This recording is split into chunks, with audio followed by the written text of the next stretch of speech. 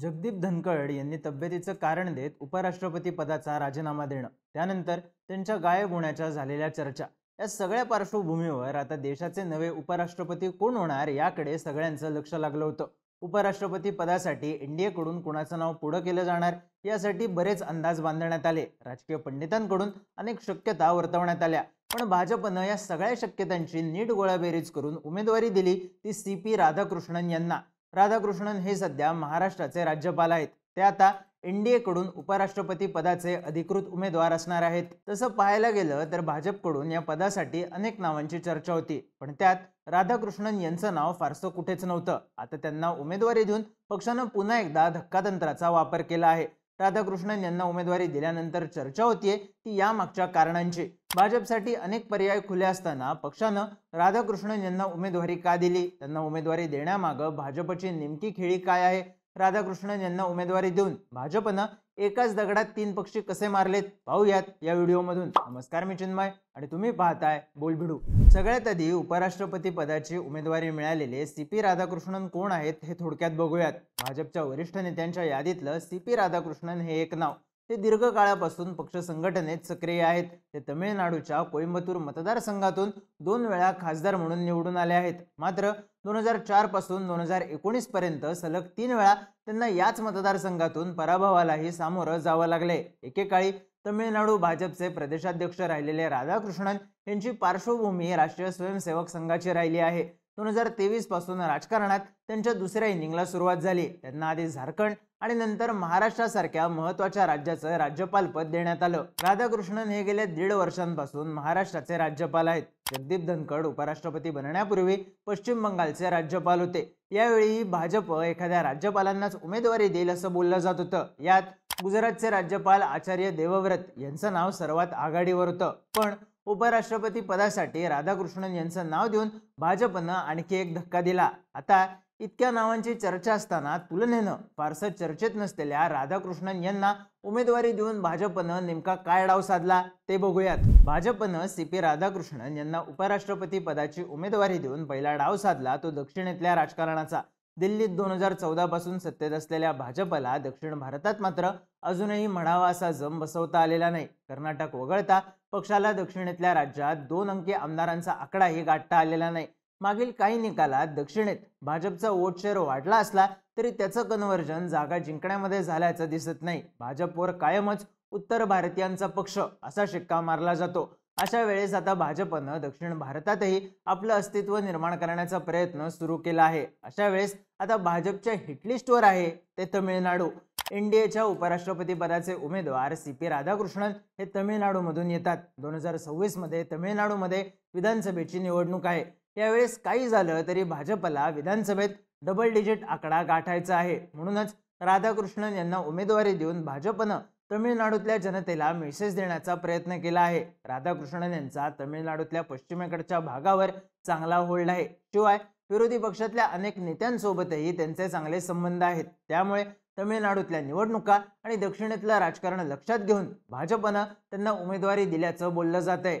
यामुळं काही विरोधी पक्षांची अडचण झाली आहे. राधाकृष्णन यांच्या उमेदवारीमुळे सर्वात जास्त अडचण झाली आहे ती तमिळनाडूचे मुख्यमंत्री MK स्टॅलिन यांची.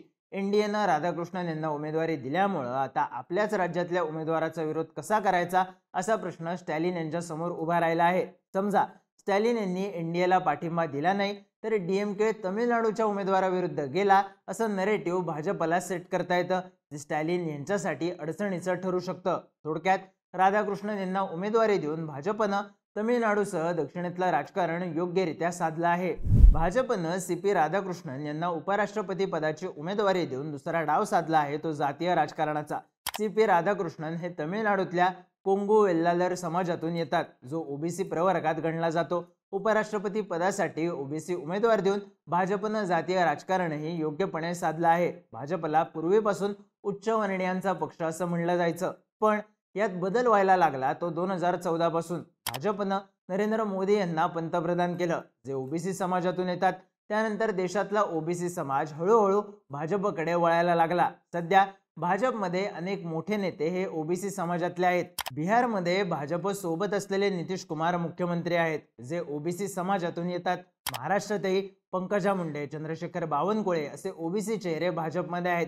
या समाजानं गेल्या काही निवडणुकांमध्ये भाजपला चांगली साथ दिली आहे. त्यामुळे या समाजाला साधण्यासाठी भाजपनं ओबीसीतून येणारे CP राधाकृष्णन यांना उमेदवारी दिल्याचं म्हणलं जात आहे. या आधीचे उपराष्ट्रपती जगदीप धनखड हे सुद्धा ओबीसी समुदायातून येत होते, पण त्यांना अशा प्रकारे हटवल्यानं ओबीसी समाजात नाराजी पसरण्याची शक्यता होती. मात्र आता भाजपनं राधाकृष्णन या ओबीसी नेत्यांनाच उमेदवारी देऊन ही नाराजी दूर केली आहे. राहुल गांधी हे ओबीसींच्या मुद्द्यावर कायमच आक्रमक राहतात.